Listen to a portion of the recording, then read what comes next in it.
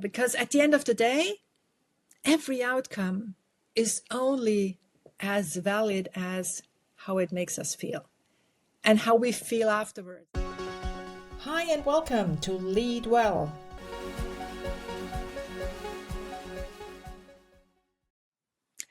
And here we are again at the end of the year 2025.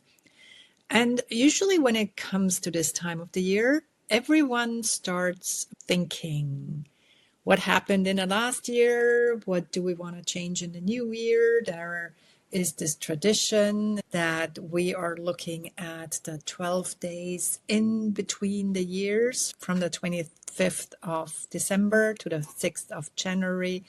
Every single day we make a review and we do a little, almost like a retreat where we think about the next year, and it's 12 days.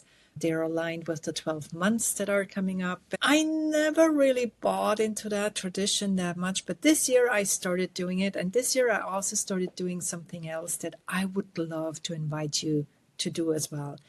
When you think about it, those reviews usually look at some situations, results, achievements, outcomes that we have achieved in the last year. And this is what we remember. But when I thought about it, this is not really what made my year. What really mattered was how I experienced those situations.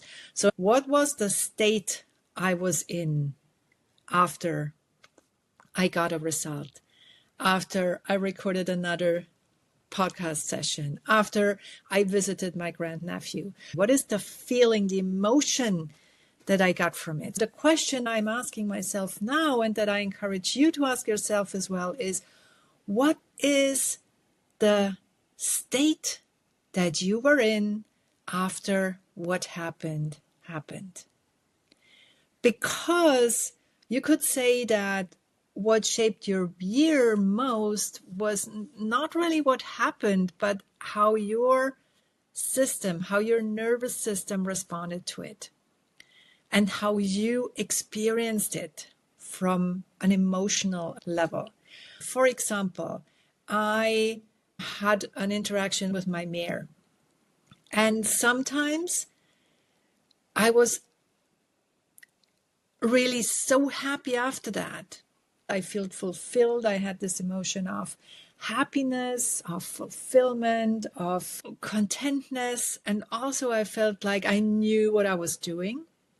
And then I had days with my mare where I felt not so happy with myself, not so happy with how I interacted with her. And so this is really what counts, not so much what we actually did, but what I felt in response. I started collecting those moments, looking back at those moments, and almost making a recollection of, when did I feel love and loved last year? When did I feel really happy? When did I feel sad? When did I feel maybe even helpless? When did I feel comfortable because I was surrounded by people I loved? And when did I feel lonely, even though I was surrounded by people? This is the way I started looking back at the year, and I found it really interesting. And then there is one step further that I took.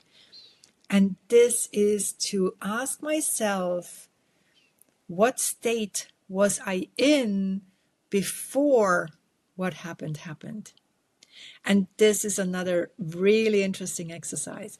And turns out that those days when after I spent time with Maggie, I was sad or not really content with myself, the state I was in before that was a state of either I was in a hurry, I had no time, I had other things to do, or I was not really sure how to address her. I was not really happy with myself because something else had happened.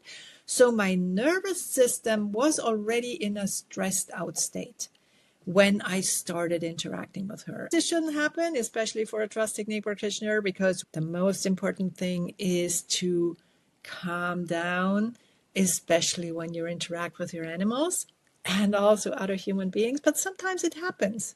We're all human beings, and I'm open and share that this happens to me as well. But the exercise now is to acknowledge that connection between the state I was in before things happened and the state I was in after the things happened. And then the outcome really was not that important anymore. Recently, I came across quite a few concepts and quite a few people also that used a very cognitive or behavior focused approach. Like, what are we thinking and how can we change our thinking to impact our life? Or how can we change our behavior to change our lives? I think there is more to that. We definitely need to include feelings in relation to a particular situation.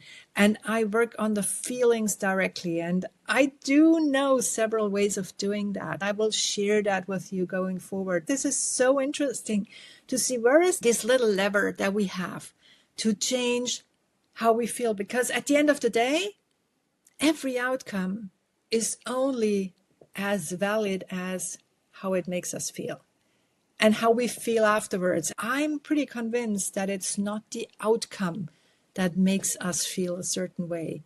It's our inner state and our response to what happens.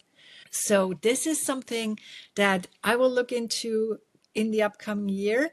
I hope you will continue to listen to this podcast because I'm so grateful that you're here and that you're following on this journey.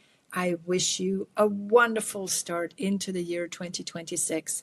We all would love to call 2026 the most peaceful year ever. And from my perspective, I will do whatever I can to make sure that I am in a state of inner peace as often as possible, and that I share this peace with others, and that I introduce others who have probably not yet found a way to create that inner peace in themselves so that they can do that whenever they need it most and wherever they are. And with that, have a wonderful, wonderful New Year's Eve and New Year's Day, and talk soon. Bye for now. This was Lead Well. Now, what is the one thing that you're taking away from this episode? Please share in the comments below and do share the podcast with your friends and family, but only if you like it.